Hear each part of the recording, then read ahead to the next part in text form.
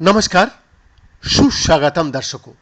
जी, मैं फिर एक बार बीएन आप लोगों के साथ एक सनसनीखेज खबरें लेके आया हूँ। सेंटर फॉर जीनोमिक रेगुलेशन सीआरजी के वैज्ञानिकों ने हिपोकैम्पस न्यूरॉन्स के विकास और कार्यक्षमता में SNHG11 जीन का महत्वपूर्ण भूमिका की खोज की है।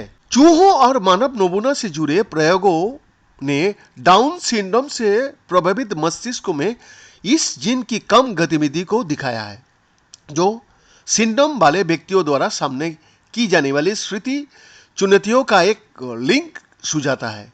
निष्कर्ष हाल ही में मॉलिक्यूलर साइकियाट्री पत्रिका में प्रकाशित हुए थे। परंपरागत रूप से जीनोमिक्स में अधिकांश ध्यान प्रोटीन कोडिंग जीन पर रहा है, जो मनुष्यों में पूरे जीनोम का लगभग 2% है।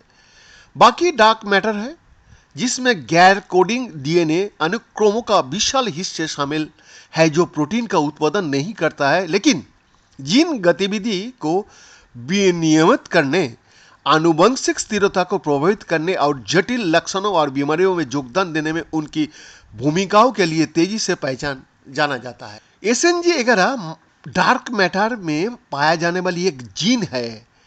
जी हाँ, ये एक लंबा गैर कोडिंग आरएनए है, एक विशेष प्रकार का आरएनए अणु जो डीएनए से प्रतिलिखित होता है, लेकिन प्रोटीन के लिए एनकोड नहीं करता।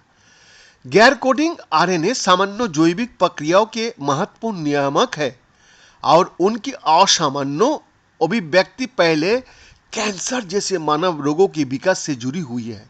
यह अध्ययन पहला सबूत है कि एक गैर कोडिंग आरएनए डाउन सिंड्रोम की रोग जनन में महत्वपूर्ण भूमिका निभाता है। जी हाँ, डाउन सिंड्रोम एक आनुवंशिक विकार है जो क्रोमोसोम 21 के एक अतिरिक्त प्रति की उपस्थिति के कारण हो जाता है, जिसे ट्राइसोमी 21 भी कहा जाता है। ये बौद्धिक विकलांगता का सबसे आम आनुवंशिक कारण हो जाता है, जिससे वैश्विक स्तर पर 5 मिलियन लोगों को प्रभावित करने का अनुमान है सारा विश्व में। डाउन सिंड्रोम वाले लोगों में स्मृति और सीखने की समस्याएं होती है।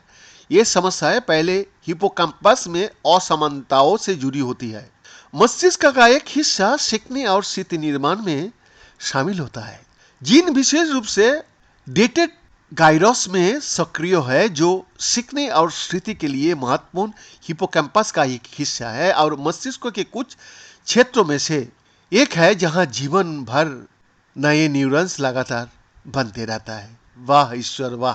हमने पाया कि असामान्य रूप से व्यक्त SNG11 की परिणाम स्वरूप न्यूरोजेनेसिस में कमी और प्लास्टिसिटी में परिवर्तन होता है, जो सीखने और स्मृति में प्रत्यक्ष भूमिका निभाता है। इस प्रकार बौद्धिक विकलांगता के पैथोफिजियोलॉजी में एक महत्वपूर्ण भूमिका का संकेत देता है। पेपर के पहले लेखक डॉक्टर सेवसर सिएरा यही कहता है। लेखक ने माउस मॉडल में हिपोकैम्पस का अध्ययन किया, जिसमें मनुष्यों में डाउन सिंड्रोम के समान आनुवंशिक संरचना होता है।